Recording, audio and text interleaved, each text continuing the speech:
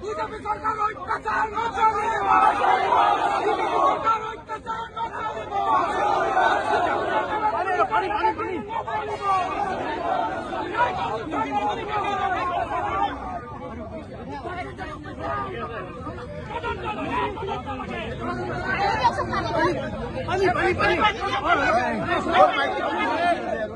আমাৰ জীবনে জোৰ জুলুম নকৰক কিয় এপেক্স বেংকত টকা কোনে খালে তাৰ প্ৰশ্ন আমি কৰিমেই উত্তৰ অসম চৰকাৰে দিব লাগিব টকা কোনে খালে তাৰ বিচাৰ অসমবাসীক দিব লাগিব যেতিয়ালৈকে ইয়াৰ উত্তৰ নাপাওঁ তেতিয়ালৈকে আমাৰ আন্দোলন অব্যাহত থাকিব আমি হাজাৰ পুলিচ লগা বাধা দিলেও অসমৰ সম্পদ এপেক্স বেংকত টকা লুটি খোৱাসকলৰ বিৰুদ্ধে